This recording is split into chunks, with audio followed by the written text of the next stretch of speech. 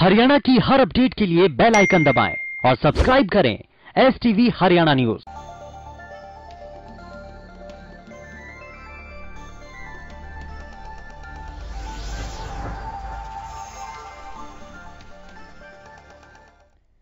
नमस्कार, हल्का हलचल में आप सभी का स्वागत है और मैं हूं आपके साथ सोनिया सतानेता।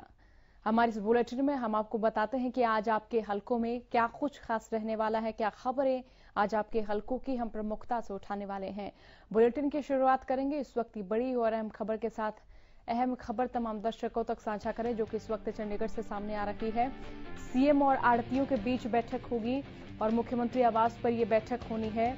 बड़ी और अहम खबर तमाम दर्शकों तक इस वक्त हम पहुंचा रहे हैं। कई मुद्दों पर पहले दोनों पक्षों की ओर से सहमति बनी थी और आज भी कई मुद्दों पर बातचीत होगी। सीएम और आड़तियों के बीच बैठक होगी चंडीगढ़ से इस वक्त की बड़ी खबर। मुख्यमंत्री आवास पर यह बैठक होगी। कई मुद्दों पर पहले ही दोनों पक्षों में सहमति बनी थी, आज भी कई मुद्दों पर बातचीत होगी।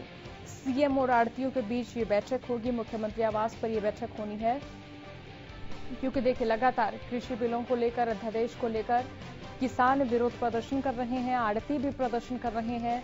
तो इसी बीच खबर है कि सीएम और आड़तियों के बीच ये बैठक होगी। मुख्यमंत्री आवास पर यह बैठक होनी है। पहले भी आड़तियों और सीएम के बीच में कई मुद्दों पर सहमति बनी थी, कई बिंदुओं पर सहमति बनी थी। आज भी कई मुद्दों पर बातचीत संभव है क्योंकि जिस तरह से किसान लगातार विरोध कर रहे हैं, जिस तरह से आड़ती लगातार विरोध कर रहे हैं, तो ऐसे में किस तरह से संवाद के जरिए उनके विरोध को रोका जाए, उन्हें शांत किया जाए और किस तरह से इन बिलों की जानकारी तमाम किसानों तक पहुंचाई जाए, सरकार लगातार कोशिश कर रही है। ज्यादा जानकारी के लिए रुक कर लेते संवाददाता राकेश गुप्ता की ओर। राकेश जी, सीएम और आड़तियों की आज बैठक होनी है, क्या जानकारी मिल पा रही है अभी तक?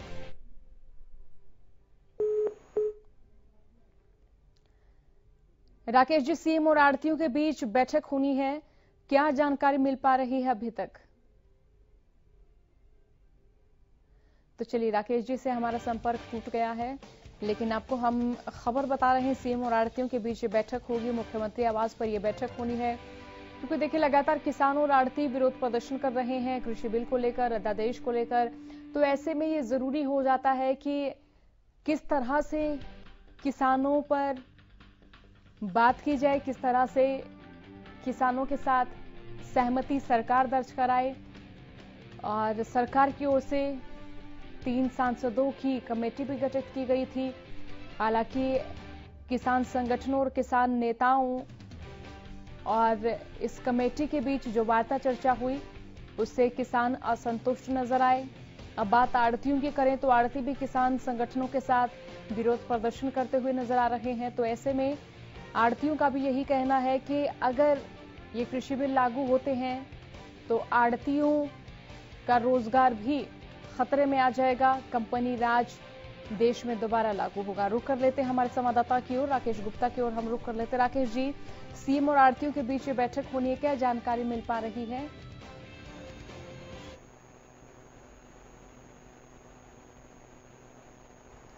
राकेश जी, सीएम और आड़तियों के बीच ये बैठक होनी है, क्या जानकारी मिल पा रही है?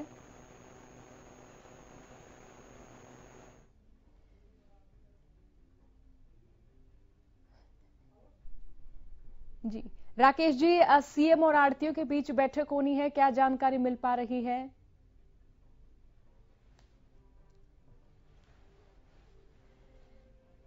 तो लगता है राकेश जी से हमारा संपर्क नहीं हो पा रहा है।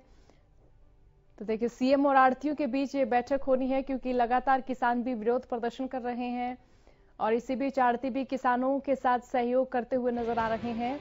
तो ऐसे में सरकार की ओर से भरपूर कोशिशें की जा रही हैं कि वो तमाम मजदूर संगठनों, किसान संगठनों और आड़तियों से बात करें, आड़ती एसोसिएशन को भी किसी न किसी प्रकार से संतुष्ट किया जाए क्योंकि जिस तरह से प्रदेश में धान की फसल की खरीद भी शुरू होने वाली है, तो ऐसे में मंडियां भी बंद पड़ी हुई हैं जिनसे किसानों को भी काफी परेशानियां हो रही हैं। कई जिले हैं जहां पर मंडियों में धान की फसल लाने किसान शुरू कर चुके हैं और इसी बीच सीएम और आड़तियों के बीच आज बैठक होनी है।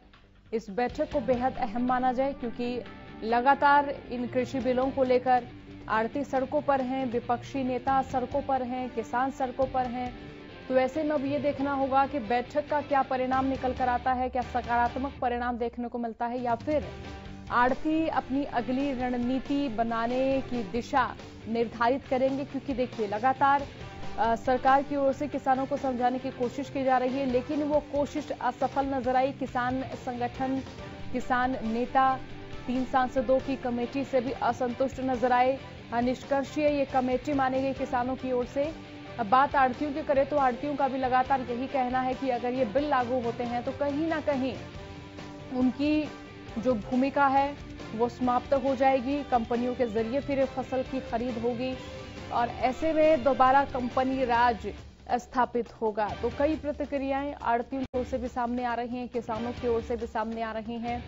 तो आज भी कई मुद्दों पर बातचीत संभव है और खास तौर पर जो मुद्दा फिलहाल गरमाया हुआ है वो कृषि बिल अध्यादेश है, क्योंकि लगातार किसान इनका विरोध कर रहे हैं।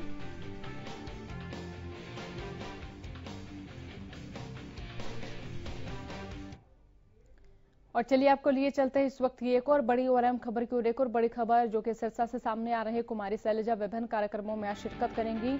कांग्रेस प्रदेश अध्यक्ष कुमारी शैलजा आज कांग्रेस के विभिन्न कार्यक्रमों में शिरकत करने वाली हैं। दोपहर 12 बजे कांग्रेस भवन में प्रेस कॉन्फ्रेंस करेंगी। 12:30 बजे कांग्रेस भवन में कार्यकर्ताओं की मीटिंग लेंगी। अनाज मंडी में आड़तियों के धरने में भी कुमारी शैलजा शामिल होंगी। क्योंकि देखिए प्रदेश भर के किसान, प्रदेश भर के आड़ती लगातार कृषि बिलों और अध्यादेशों को लेकर विरोध प्रदर्शन कर रहे हैं। इसी बीच विपक्षी नेता भी किसानों को सहयोग देते हुए नजर आ रहे हैं, किसानों के समर्थन में खड़े हुए नजर आ रहे हैं। तो ऐसे में कांग्रेस की ओर से बीते दिन प्रदेश व्यापी प्रदर्शन किया गया और आज खबर है जो कि सिरसा से बता रहे हैं, कांग्रेस प्रदेश अध्यक्ष कुमारी शैलजा आज विभिन्न कार्यक्रमों में शिरकत करेंगी। खबर है दोपहर 12 बजे कांग्रेस भवन में प्रेस कॉन्फ्रेंस करेंगी। 12:30 बजे कांग्रेस भवन में कार्यकर्ताओं की मीटिंग लेंगी और अनाज मंडी में आड़तियों के धरने में भी शामिल होंगे। क्योंकि देखिए आड़ती भी लगातार धरना प्रदर्शन कर रहे हैं, किसानों के साथ आड़ती भी खड़े हुए नजर आ रहे हैं और खास तौर पर अध्यादेश और कृषि बिल को लेकर लगातार विरोध जारी है। ऐसे में किसानों की ओर से भी लगातार कहा जा रहा है कि जो कृषि बिल है ये उनके हित में नहीं है और जबकि विपक्षी पार्टियां भी किसानों के समर्थन में खड़ी हुई नजर आ रही हैं। बात अगर 20 सितंबर की करें, जिस दिन किसानों की ओर से महाबंद किया गया, सड़क जाम की गई, तो ऐसे में विपक्षी नेता भी किसानों के साथ खड़े हुए नजर आए। भाकियू के प्रदेशाध्यक्ष की ओर से भी लगातार बयान दिए जा रहे हैं। उनकी ओर से भी लगातार यही कहना है कि अगर सरकार एमएसपी लागू नहीं करती है, लिखित तौर पर उन्हें नहीं दिया जाता है, ये सुनिश्चित नहीं कराया जाता है कि एमएसपी बरकरार रहेगी, तो वो अपना धरना प्रदर्शन ऐसे ही जारी रखेंगे। तो ऐसे में विपक्षी नेता भी किसानों के साथ खड़े हुए नजर आ रहे हैं, किसानों के समर्थन में नजर आ रहे हैं। और आज सिरसा से बड़ी खबर बता रहे हैं, कुमारी शैलजा यहां विभिन्न कार्यक्रमों में शिरकत करेंगी। दोपहर 12 बजे कांग्रेस भवन में प्रेस कॉन्फ्रेंस करेंगी और 12:30 बजे कांग्रेस भवन में कार्यकर्ताओं की मीटिंग लेंगी। आगे की रणनीति तय की जाएगी कि किस तरह से तमाम कार्यकर्ता किसानों को सहयोग दें और आगे की रणनीति क्या होगी वो आज तय की जाएगी।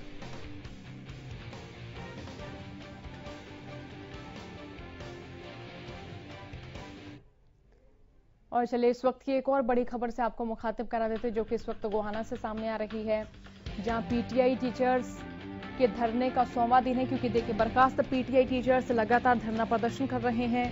बहाली की मांग को लेकर पीटीआई टीचर्स धरना दे रहे हैं और बहाली की मांग को लेकर पीटीआई टीचर्स ज्ञापन भी सौंप चुके हैं। गोहाना से इस वक्त की बड़ी खबर, बर्खास्त पीटीआई टीचर्स के धरने का 100वां दिन है और अपनी नौकरी बहाली को लेकर ये पीटीआई टीचर्स लगातार 99 दिनों से यहां पर धरना दे रहे हैं। बहाली की मांग को लेकर ज्ञापन भी सौंप चुके हैं और बड़ौदा उपचुनाव के मद्देनजर यहां नेताओं का दौरा लगा ही रहा है।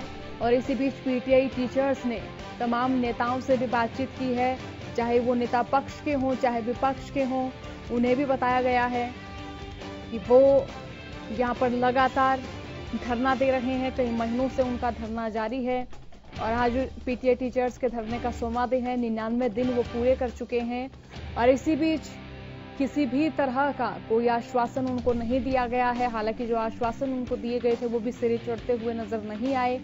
तो ऐसे में बड़ौदा उपचुनाव को देखते हुए तमाम पीटीआई टीचर्स ने तमाम विपक्षी नेताओं को भी अपनी मांग बताई है। विपक्षी नेता भी बर्खास्त पीटीआई टीचर्स के साथ खड़े हुए नजर आए। तो ऐसे में बहाली की मांग को लेकर ये पीटीआई टीचर्स ज्ञापन सौंप चुके हैं। सिरसा में भी बर्खास्त पीटीआई टीचर्स ने डिप्टी सीएम दुष्यंत चौटाला के रिहायशी भवन का भी घेराव किया था। तो ऐसे में आज पीटीआई टीचर्स के धरने का 100वां दिन है और प्रदेश के अलग अलग जिले में पीटीआई टीचर्स का धरना जारी है और नेताओं के आवास का घेराव भी पीटीआई टीचर्स की ओर से किया जा रहा है। अलग अलग जिले में पीटीआई टीचर्स धरना दे रहे हैं और लगातार कई महीनों से पीटीआई टीचर्स का धरना जारी है। बात अगर कोरोना काल की करें, लॉकडाउन की करें, तो उस दौरान भी पीटीआई टीचर्स धरना प्रदर्शन करते हुए नजर आए, अपनी मांगे सरकार तक पहुंचाते हुए नजर आए। जहां तक बात गोहाना की करें तो बड़ौदा उपचुनाव के मद्देनजर ये अहम मुद्दा माना जा रहा है, क्योंकि पीटीआई टीचर्स को विपक्षी नेताओं का भी समर्थन मिल रहा है और जाहिर सी बात है कि बड़ौदा में उपचुनाव होने हैं। तो इसी बीच तमाम नेताओं का यहाँ पर दौरा बना रहा है और बड़ौदा विधानसभा के 54 गांवों का हर दिन कोई न कोई नेता दौरा जरूर करते हैं। तो ऐसे में पीटीआई टीचर्स अपनी नौकरी बहाली की मांग को लेकर यहाँ धरनारत हैं और ये धरने का 100वां दिन है। 99 दिन पीटीआई टीचर्स अपने पूरे कर चुके हैं, लेकिन किसी भी तरह का कोई आश्वासन उन्हें नहीं मिला है। हालांकि पहले भी जो आश्वासन इन्हें दिए गए वो भी सिरे चढ़े हुए नहीं नजर आए, वो भी सिरे नहीं चढ़े। किसी भी नेता की ओर से एक तय वक्त के भीतर इनकी नौकरी बहाली की बात नहीं की गई है। तो ऐसे में बड़ौदा उपचुनाव के मद्देनजर ये अहम मुद्दा रहने वाला है और पीटीआई टीचर्स कई नेताओं के आवास का घेराव भी कर चुके हैं। इसी बीच गोहाना में भी पीटीआई टीचर्स का धरने का ये 100वां दिन है। चलिए वक्त ब्रेक का, फौरन लौटेंगे। ब्रेक के बाद एक बार फिर आप सभी का स्वागत है। रुक कर लेते हैं इस वक्त की बड़ी और अहम खबर की, और बड़ी खबर तमाम दर्शकों तक इस वक्त हम पहुंचाते हैं जो कि गुरुग्राम से सामने आ रही, जहां होम आइसोलेट मरीजों के घर जाएंगे स्वास्थ्यकर्मी। हर दूसरे दिन मरीजों के स्वास्थ्य की यहां पर जांच लेंगे। हरियाणा स्वास्थ्य विभाग ने निर्देश दिए हैं। गुरुग्राम स्वास्थ्य विभाग ने कमेटी गठित की है। होम आइसोलेट मरीजों के घर जाएंगे स्वास्थ्यकर्मी। हर दूसरे दिन मरीजों के स्वास्थ्य की जानकारी लेंगे, मरीजों के स्वास्थ्य की जांच करेंगे, उनके घर जाएंगे। जो मरीज होम आइसोलेट हैं उनको घर पर ही तमाम चिकित्सा सुविधाएं प्रदान की जाएंगी। हरियाणा स्वास्थ्य विभाग ने तमाम जिलों में निर्देश दिए हैं और गुरुग्राम स्वास्थ्य विभाग की ओर से कमेटी गठित की जा रही है। गुरुग्राम से बड़ी खबर तमाम दर्शकों तक पहुंचा रहे हैं। होम आइसोलेट मरीजों के घर जाएंगे स्वास्थ्यकर्मी, क्योंकि देखिए अब कोरोना के आंकड़े प्रदेश भर में लगातार बढ़ रहे हैं। पिछले 24 घंटे की बात करें तो 1818 नए मामले सामने आए हैं, 28 लोगों की मौत हुई है और प्रदेश में कुल मरीजों का आंकड़ा 1,13,000 के पार हुआ है। तो ऐसे में कोरोना के आंकड़े प्रदेश भर में लगातार बढ़ रहे हैं। इसी बीच जो कोरोना संक्रमित मरीज होम आइसोलेट हैं उन्हें चिकित्सा सुविधा प्रदान करवाने के लिए स्वास्थ्य विभाग ने तमाम जिलों में निर्देश दिए हैं कि होम आइसोलेट मरीजों के घर स्वास्थ्यकर्मी जाएंगे। हर दूसरे दिन मरीजों के स्वास्थ्य की जानकारी लेंगे, उनके स्वास्थ्य की जांच करेंगे। ज्यादा जानकारी के लिए रुक कर लेते संवाददाता मनोज वशिष्ठ की ओर। मनोज, यहाँ होम आइसोलेट मरीजों के घर जाएंगे स्वास्थ्यकर्मी, ये जानकारी मिल रही है हमें। फिलहाल क्या कुछ तैयारियां यहाँ स्वास्थ्य विभाग की ओर से की गई हैं, क्या अपडेट मिल पा रही है? देखिए सोनिया, हरियाणा स्वास्थ्य विभाग ने निर्देश दिए हैं कि गुरुग्राम स्वास्थ्य विभाग हर घर में जाके जो भी मरीज आइसोलेटेड हैं उनके घर में जाके उनकी मॉनिटरिंग करेंगे, उनकी जो स्वास्थ्य की जांच करेंगे, चाहे वो ऑक्सीजन लेवल हो या ब्लड प्रेशर हो या फिर उनके जो टेम्परेचर है उसकी बात करें। तो हर घर में जाकर स्वास्थ्य कर्मी उनकी जांच करेंगे, ताकि कोई भी गंभीर समस्या जो है वो उनको ना देखने को मिले। आपको बता दें सोनिया कि मौत का आंकड़ा जो है गुरुग्राम में अब लगातार बढ़ता चला जा रहा है और लगभग 300 से 400 के बीच में रोज जो पेशेंट्स हैं वो सामने आ रहे हैं, जिसको देखते हुए हरियाणा स्वास्थ्य विभाग ने ये आदेश जारी किए हैं। अब गुरुग्राम स्वास्थ्य विभाग ने भी जिला स्तर पर एक कमेटी का गठन किया है, जिसमें अब जो ये लोग हैं वो होम आइसोलेटेड पेशेंट्स को जाकर मॉनिटर करेंगे। जी सोनिया। अब मनोज, ये स्वास्थ्य विभाग के लिए कितना मुश्किल माने फिलहाल, क्योंकि देखिए आंकड़े तो लगातार बढ़ रहे हैं और जहां तक होम आइसोलेट मरीजों की बात करें तो उनका आंकड़ा भी लगातार बढ़ता ही जा रहा है, क्योंकि अब अस्पतालों में कम मरीज पहुंच रहे हैं लेकिन होम आइसोलेट ही ज्यादातर मरीज हो रहे हैं। तो ऐसे में विभाग को क्या क्या चुनौतियां पेश करनी पड़ेंगी? देखिए सोनिया, जो लोग होम आइसोलेटेड है वो एसिम्टोमेटिक है, यानी उनमें कोरोना के लक्षण तो हैं लेकिन उनको गंभीर बीमारी नहीं है, यानी वो ऐसे नहीं है कि उन्हें वेंटिलेटर की जरूरत है या उन्हें हॉस्पिटल में एडमिट होना पड़े। तो जरूर चुनौती रहेगी स्वास्थ्य विभाग के लिए, क्योंकि काफी सारे लोग जो हैं लगभग 2500 के करीब जो हैं पेशेंट्स वो होम आइसोलेटेड हैं। अब ऐसे में इतनी बड़ी जो टीम है वो किस तरह से उसका गठन किया जाएगा वो भी एक देखने वाली बात होगी कि कैसे 2500 पेशेंट्स के घर में जाकर वो मॉनिटरिंग कर पाते हैं। जी सोनिया। चलिए, बहुत शुक्रिया मनोज तमाम जानकारी के लिए। तो गुरुग्राम से बड़ी खबर, होम आइसोलेट मरीजों के घर जाएंगे स्वास्थ्य कर्मी। और देखिए, अगर गुरुग्राम की बात करें तो करीबन 2500 कोरोना संक्रमित मरीज हैं जो कि होम आइसोलेट हैं। तो ऐसे में ये गुरुग्राम स्वास्थ्य विभाग की नई चुनौती भी है कि किस तरह से 2500 मरीजों के घर जाया जाए, उनकी चिकित्सीय जांच की जाए, उनके स्वास्थ्य की जांच की जाए, उन्हें बताया जाए कि किस प्रकार से कोरोना से ठीक हो सकते हैं, अपनी आत्मशक्ति, इच्छा शक्ति के जरिए कोरोना को मात दे सकते हैं।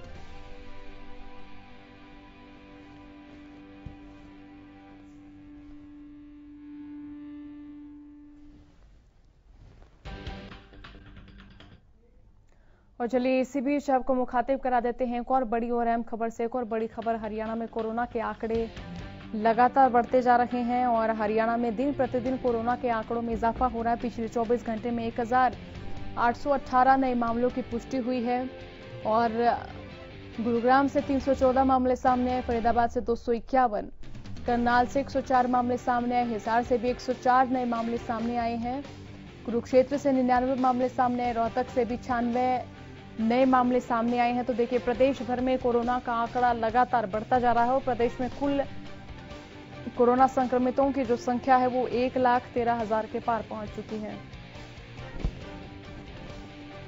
तो चलिए अब आपको लिए चलते हैं झज्जर की ओर, जहां से हमारे संवाददाता रमाकांत हमारे साथ लाइव जुड़े हुए हैं। उनसे भी जानेंगे आज उनके हलके में क्या कुछ अपडेट रहने वाली है।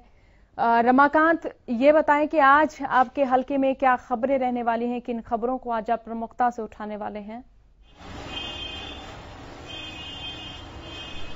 सबसे पहले तो मैं आपको बता दूं कि कोरोना के 65 मामले सामने आए हैं, जो कि रणदीप, जैसे ही हमारी संजय दहिया से बात हुई कि लगातार ये मामले क्यों बढ़ रहे हैं, तो उन्होंने बताया कि हम लोग सैंपलिंग कर रहे हैं, इसी वजह से ये मामले सामने आ रहे हैं। साथ ही उन्होंने कहा कि जनता के बीच भी कहीं ना कहीं ये जागरूकता नहीं है।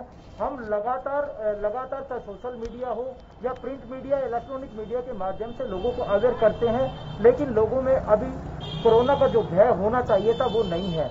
मैं सोनिया आपको याद दिला दूं कि लगातार हम लोग प्रमुखता से खबर दिखाते रहते हैं कि ना तो लोग यहाँ पर सोशल डिस्टेंसिंग का ध्यान रखते हैं, ना दुकानदार हैंड सैनिटाइजर रखते हैं, ना ही चेहरे पर उनके मास्क होता है। पुलिस प्रशासन या किसी भी अधिकारी के द्वारा जब कड़ी कार्रवाई की जाती है तो वो सिर्फ यही ढुलमुल रवैया अपनाते हैं कि साहब कोरोना नहीं है, ये लोग भय फैला रहे हैं। इस तरह की जो मानसिकता है इन लोगों के दिमाग में घर कर गई है। वहीं दूसरा, आज सबसे बड़ी बात है कि सांसद अरविंद शर्मा यहाँ पर पहुंचेंगे और कुछ जो प्रोग्राम है उनमें शिरकत करेंगे। साथ ही लगातार मैं आपको बताता आ रहा हूं कि जो ये जाम की स्थिति है वो कहीं ना कहीं पुलिस प्रशासन फेलियर नजर आ रहा है। जब हमने पुलिस अधिकारियों से इस बाबत बात की तो उन्होंने बताया कि कुछ तो हमारे जो योद्धा थे वो कोरोना के चक्कर में वहां फंसे हुए हैं और लोग जागरूक होने का नाम नहीं ले रहे हैं। जगह जगह नो पार्किंग कर दी जाती है, उस वजह से ये जाम की स्थिति बनी रहती है। जी सोनिया। रमाकांत, यहाँ मैं किसानों की बात भी करना चाहूंगी।